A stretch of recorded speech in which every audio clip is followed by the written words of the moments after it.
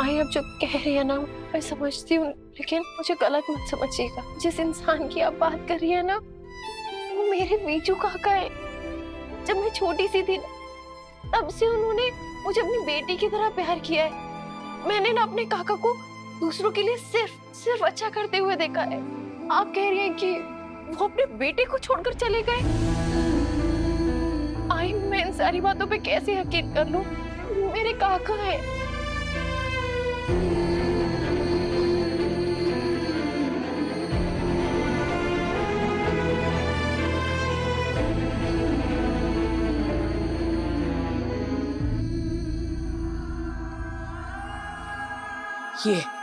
ये मेरी बहन है जो मुझसे नफरत करती है। उसे लगता है कि मैं सबसे घटिया और बाजारू औरत हूं, जिसने उसके खानदान का नाम बर्बाद कर दिया। ये वो फोटो है जो मैंने आज तक किसी को नहीं दिखाई, तुम्हें दिखा रही हूँ आज। देख और बता, क्या ये तेरे बिजू काका नहीं है?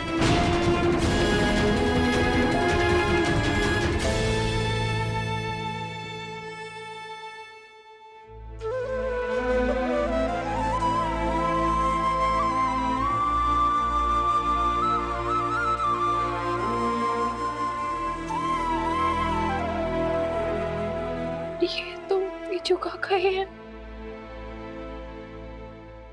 एक बात हमेशा याद रखना सही, कोई भी औरत किसी आदमी पर ऐसे इल्जाम नहीं लगाती जिससे वो खुद बदनाम हो जाए। ये आदमी मेरे बेटे का बाप है। इनसे मैंने कभी सच्चा प्यार किया था। मेरे बेटे के बाप को पहचानने में गलतफहमी कैसे हो सकती है मुझसे?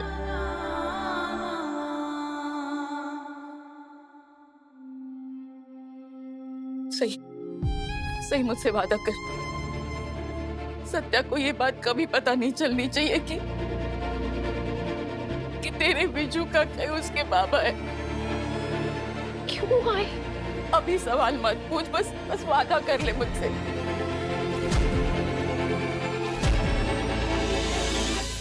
तू कसम का मेरी, सही मेरी कसम का कि तू सत्या को ये बात कभी पता नहीं चलने देगी कि तेरे बिजू काका उसके बाबा है। लेकिन आई हुआ क्या था? अम्मा, मैं तुमसे बहुत प्यार करता हूँ और पूरी जिंदगी भर करता रहूंगा। मैं अपनी पूरी जिंदगी तुम्हारे साथ बिताना चाहता हूँ। काश मैं तुमसे पहले मिला होता, क्योंकि आज भी मेरी पत्नी और मेरे बच्चे मेरी जिम्मेदारी है और मैं अपनी जिम्मेदारी से पीछे नहीं हट सकता हूँ और ना ही तुमसे मैं झूठ बोल सकता हूँ। भले ही मेरी पत्नी में और मुझ में कोई रिश्ता ना हो, प्यार ना हो, फिर भी वो और मेरे बच्चे मेरी जिम्मेदारी है और मैं अपनी जिम्मेदारी से पीछे नहीं हट सकता हूँ। अम्मा, तुम मेरा प्यार हो और मेरा फर्ज। जानती हूँ आप अपने फर्ज, अपनी जिम्मेदारियों से कभी नहीं भागोगे। आप उनमें से हो ही नहीं जो अपने प्यार के लिए अपने फर्ज को कुर्बान कर दोगे। मैं तो बस इस बात से खुश हूँ कि आपने मुझे चुना। मैं आपसे वादा करती हूँ पूरी उम्र सिर्फ आपसे प्यार करूंगी और आपकी जिम्मेदारियों को अपनी जिम्मेदारियां मानूंगी। आपके फर्ज के रास्ते में कभी नहीं आऊंगी, बल्कि आपके फर्ज को निभाने में मदद करूंगी। तो ठीक है, मैं अपने घर वालों को अपने रिश्ते के बारे में जल्दी बताऊंगा और अग्नि को साक्षी मानकर तुम्हें अपनी पत्नी बनाऊंगा। लेकिन क्या वो लोग मानेंगे? मैं उन्हें मनाऊंगा। मैं तुम्हारे बिना नहीं रह सकता अम्मा। मैं वापस आऊंगा तुमसे शादी करने, ये मेरा वादा है।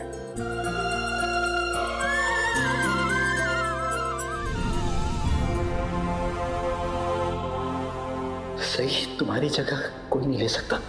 तुम्हें कभी बुला ही नहीं पाया हूं मैं, सही कभी नहीं। हमेशा से तुम ही मेरे दिल में थी, सिर्फ तुम। मछली का आपको पता है? नहीं बताया, नहीं बताया। लेकिन ये उसे जरूर पता है कि हमारे बीच में ना पति पत्नी वाला कोई रिश्ता ही नहीं, कोई ताल्लुकात ही नहीं रहे। फिर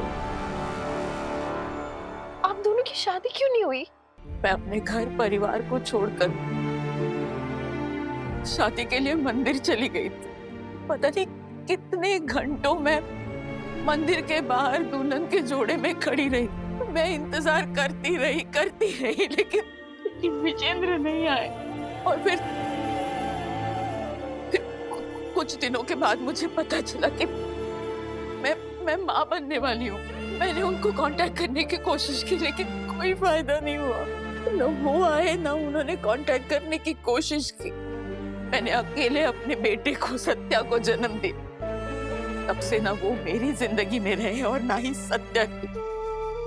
मैंने अकेले सत्या को बड़ा किया बिना बाप के। हमने हमारे जिंदगी में बहुत कुछ सहा है सही। आज तक कभी सत्या को ये पता नहीं चलने दिया कि उसका बाप कौन है। और ना ही सत्या ने कभी अपने बाप को ढूंढने की कोशिश की।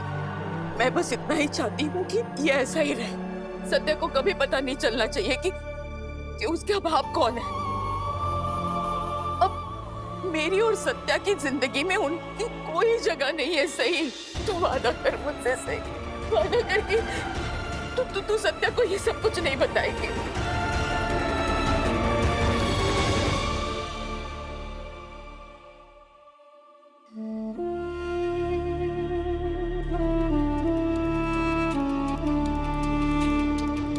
मैं वादा करती हूँ आई, मैं सत्या को कभी कुछ नहीं बताऊंगी।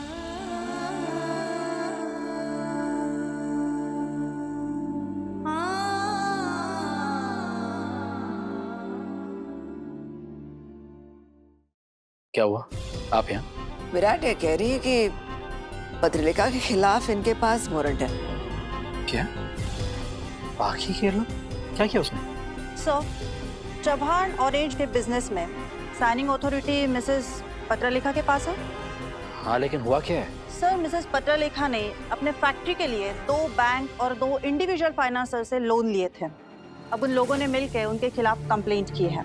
उनका कहना है कि मिसेस पत्रलेखा काफी टाइम से अपने लोन्स के पेमेंट्स नहीं कर रही है और बैंक वालों के और फाइनेंसर के हिसाब से उनको बार बार लीगल नोटिस भेजने के बावजूद भी वो अपना पेमेंट नहीं कर पा रही। इसलिए उनके खिलाफ वारंट निकला है। नहीं, आपको जरूर कोई गलतफहमी हो रही है। पत्रलेखा ऐसा कुछ नहीं कर सकती। मोहित, मैं इसके बारे में कुछ पता है? नहीं काका, मुझे कुछ नहीं पता। बैंक से डायरेक्टली डील वही नहीं करती है।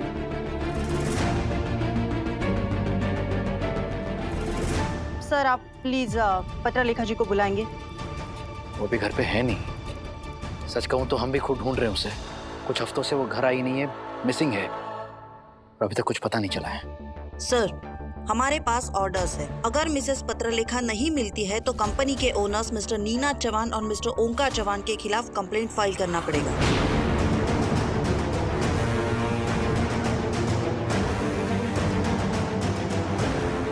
क्या? नहीं, आप ऐसा नहीं कर सकती। पाटिल, इनसे पूछताछ करो। थामा।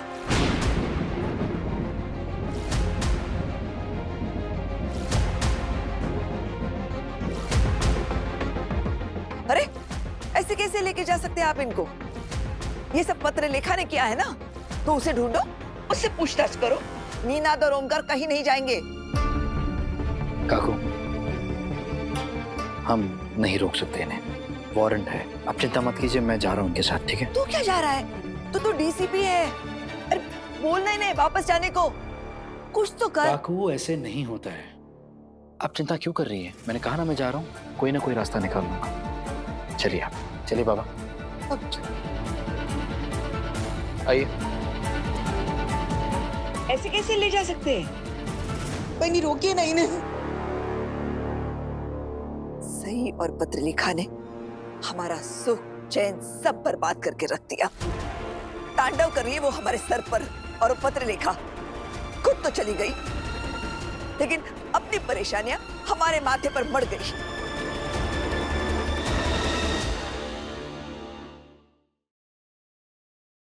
मुझे नींद नहीं आ रही है। मुझे भी नींद नहीं आ रही। ऐसे कैसे नींद नहीं आ रही? एक काम करो, थोड़ी देर आंखें बंद करके सोने की कोशिश करो, नींद आ जाएगी। वैसे भी कल स्कूल जाना है ना सुबह, चलो ट्राई करो। अरे आई मैं ट्राई कर चुका हूँ, लेकिन नींद आई नहीं रही। हाँ आई मुझे भी नहीं आ रही है। प्लीज आई हमें गाने सुनाओ ना, और फिर हम दोनों सो जाएंगे, है ना? हाय प्लीज हमें कहानी सुनाओ ना, प्लीज प्लीज प्लीज। सही, अब बच्चे इतना कह रहे हैं तो सुना दो ना कहानी। अच्छा बाबा सुना दियो। आई आप अपने बचपन की कहानी सुनाओ ना, हमें आपकी बचपन की कहानी सुननी है। बचपन की कहानी? हाँ आपकी बचपन की, प्लीज आई सुनाओ ना प्लीज। हाय प्लीज सुनाओ ना, मुझे भी जानना है कि आप बचपन में कैसी थी। मेरी अच्छी आई, मेरी प्यारी आई, प्लीज मान जाओ ना प्लीज। शॉमी बॉल, ड्रामा बंद करो अपना। ठीक है बताओ क्या सुनना चाहते हो? आई मुझे आपकी अजूबा की और बीजू अजूबा की कहानी सुननी है। आई प्लीज सुनाओ ना। हाँ मुझे भी सुननी है बचपन की कहानी। अरे तुम क्या बच्चों की तरह जिद कर रहे हो? तो मैं भी तो बच्चा ही हूँ, क्यों बच्चों? मुझे भी जानना है कि तुम बचपन में कैसी थी, तुम्हारे आबा कैसे थे और वीजू काका कैसे थे। पता है आज जब मैं उनसे मिला ना, मुझे अजीब सा अपनापन लगा, मानो जैसे कि मेरा कोई अपना है। एक बहुत ही अजीब फीलिंग थी। अरे वो जो आपके अपने ही है, और वो मेरे अजूबा है, इसलिए आपको ऐसा लग रहा है। वो कितने अच्छे हैं ना, मुझे तो उनसे मिलके बहुत अच्छा लगा। टिट्टो, मुझे भी उनसे मिलके बहुत अच्छा लगा। मैं तो बस वेट करूं कि कब दोबारा मुलाकात होगी उनसे। हाँ।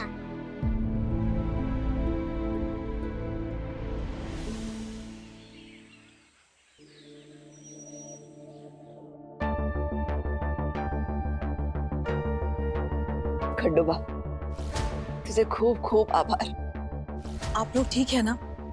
कल रात को कोई परेशानी, मुश्किल, ट्रबल तो नहीं हुई? नहीं नहीं, हमें तो बड़ा ही मजा आया, इतनी इज्जत अफजाई हुई वहां पे।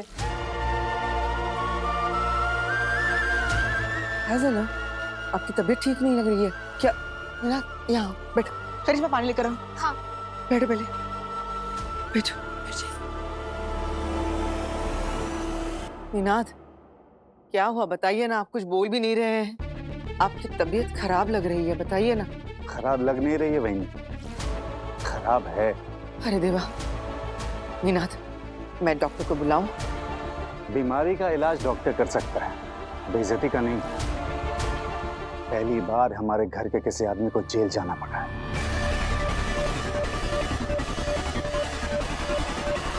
कितना नाम, कितना रुतबा था हमारे खानदान का, सब मिट्टी में मिल गया।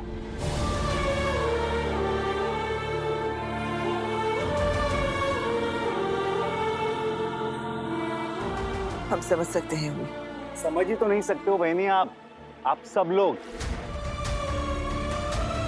अगर समझते तो हर बात में पत्र लेखा नहीं करते। सारा का सारा बिजनेस उसके हाथ में दे दिया, देखा क्या कर दिया उसने। करे कोई और भरे कोई। मोहित, तू तो हमेशा पत्रलेखा के साथ रहता था ना, तो अगर ये प्रॉब्लम इतने समय से चल रही थी तो तुझे पता क्यों नहीं चला? हाँ मोहित, मैं भी वही सोच रही हूँ। हमेशा तुम पत्रलेखा भाभी के आगे पीछे दुम हिलाते फिरते थे, फिर तुम्हें कैसे नहीं पता चला? रेशमा एक मिनट, मैं वहीनी के साथ काम करता था, लेकिन ऑफिस की सारी देखभाल वहीनी ही करती थी, वो भी बहुत अच्छे से। मैंने कितना कुछ सीखा है उनसे, लेकिन फाइनेंस के सारे मैटर्स हमेशा से वो ही संभालते आई। इनफैक्ट मैंने उनसे कितनी बार पूछने की कोशिश भी की, तो उन्होंने हर बात मेरी बात टाल दी। और आखिर के कुछ दिनों में तो उनका ध्यान ही नहीं था काम पर। बिजनेस में इतनी इरेगुलरिटीज होने के बावजूद भी उनका फोकस उनकी पर्सनल लाइफ थी, ना कि प्रोफेशनल लाइफ। ये तो सच बात है। जब से सही विराट की जिंदगी में और हमारे घर में दोबारा लौट के आई है, तब से पत्रलेखा का व्यवहार कुछ बदला बदला सा नजर आ रहा था। बेचारी हमेशा परेशान रहती थी।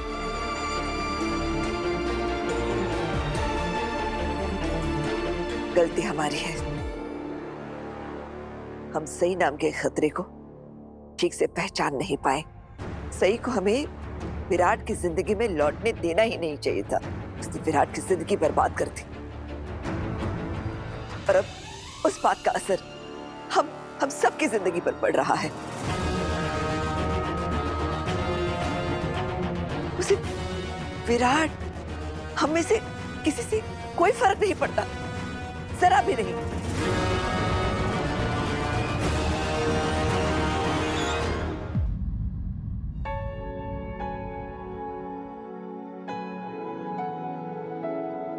डॉक्टर सई, आपके 4 अपॉइंटमेंट शेड्यूल्ड हैं आज। सत्या को दूर क्यों रखना है उनसे? क्योंकि वो सत्या के बाबा है सही। डॉक्टर सई, सत्या सर सिक लीव पर हैं तो आपका मन ही नहीं लग रहा है हॉस्पिटल में। कब से देख रही हूँ आप खोई खोई हैं। इतना मिस कर रहे हो आप डॉक्टर सत्या को। क्या हुआ? कुछ काम था क्या? अब हाँ, आपके जो अपॉइंटमेंट्स हैं आज के, उनमें से एक पेशेंट बाहर वेट कर रहे हैं, उन्हें भेज दूं अंदर? हाँ, भेज दो। ओके।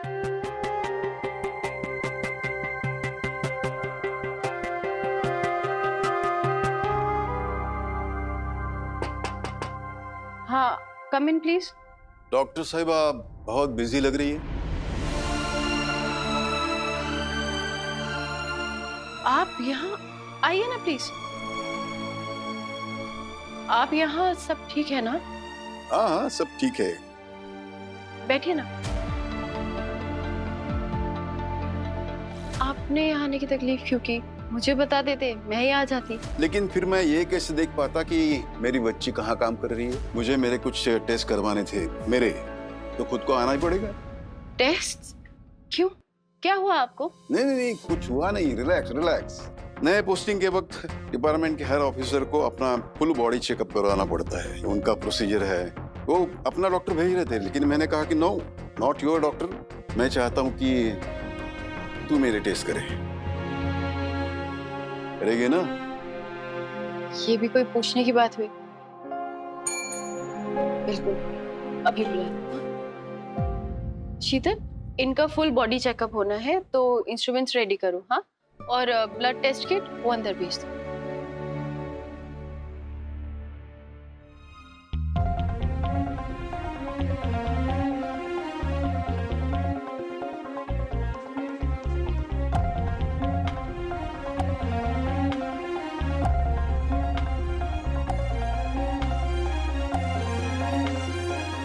क्या करूं?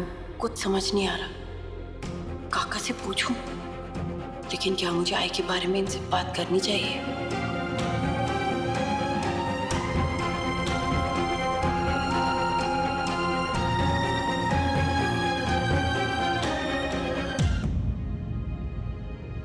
Thank you.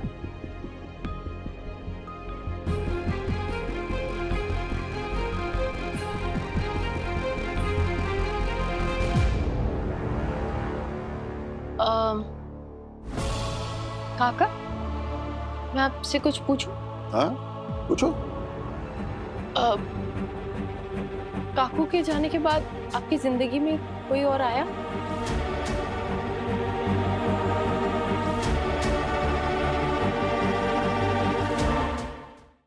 क्या यह ऐसा कोई था जिसके साथ आप अपनी जिंदगी बिताना चाहते हो?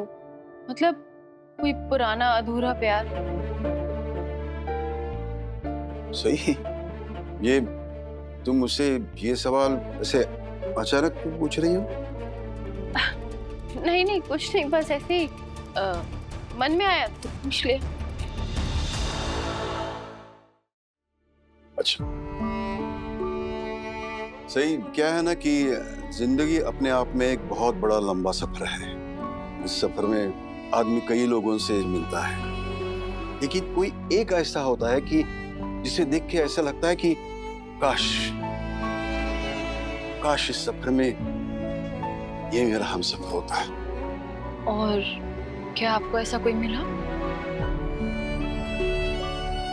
हाँ, वैसे तो मैं कई लोगों से मिलता हूं, लेकिन थी कोई जिस पे मैं आज पे भी ठहरा हूं। कौन थी वो?